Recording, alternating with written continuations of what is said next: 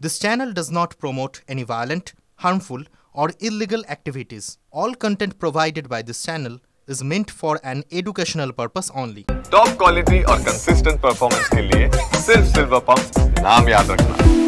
মানুষ উপার্জন করে খরচ করার জন্যই, তবে সেই খরচ যেন সঠিক জায়গায় সঠিক পথে হয়, সেটাই আসল উদ্দেশ্য। বিশেষজ্ঞরা বলেন প্রতিটা মানুষ যারা উপার্জন করেন তাদের বেশ কিছু অর্থনৈতিক সুরক্ষা থাকা সবার আগে প্রয়োজন, তারপর তাদের অন্য খরচ করা উচিত। আর এই অর্থনৈতিক সুরক্ষার মধ্যে থাকতে হবে ওই ব্যক্তির টার্ম ইন্স্যুরেন্স, তার উপর যাদের উপর পরিবারের দায়িত্ব রয়েছে তাদের সকলের মেডিক্লেম। ফলে মানুষের উপার্জনের একটা বড় অর্থ এই দু প্রকার বীমায় খরচ হওয়ার কথা। কিন্তু পিডব্লিউসি ও পারফয়েজের একটি সমীক্ষায় উঠে এসেছে সম্পূর্ণ অন্য তথ্য। এই সমীক্ষায় দেখা গিয়েছে দেশের মহানগর থেকে দেশের তৃতীয় টায়ারের শহরের মোট ৩০ লক্ষ মানুষ কিভাবে, কোথায়, কত টাকা খরচ করেন।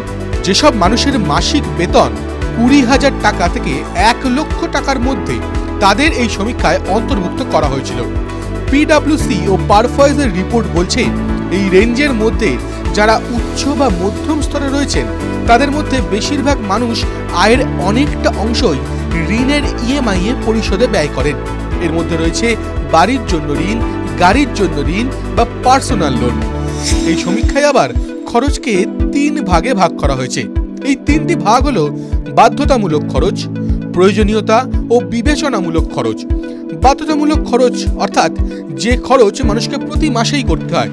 এর মধ্যে থাকে মেডিক্লেমের প্রিমিয়াম, টার্ম ইন্স্যুরেন্সের প্রিমিয়াম, লোনের ইএমআই সহ বিভিন্ন খরচ যা মানুষকে করতেই হয়। এরপর আসে প্রয়োজনীয়তা, অর্থাৎ যে খরচ মানুষকে প্রয়োজনে করতে হয়, যেমন খাওয়া দাওয়ার খরচ, ঘর ভাড়া ইত্যাদি। আর বিবেচনামূলক খরচ অর্থাৎ যে খরচ না করলেও হয়। রিপোর্ট বলছে যেসব মানুষের বেতন তুলনামূলকভাবে কম তাদের আয়ের বেশিরভাগ অংশই ব্যয় করে মৌলিক চাহিদা পূরণে ও ঋণ মেটাতে। অন্যদিকে উচ্চ বেতনভোগীদের একটা বড় অংশ তাদের আয় খরচ করেন বাধ্যতামূলক আয় ও বিবেচনামূলক আয়ের পিছনে।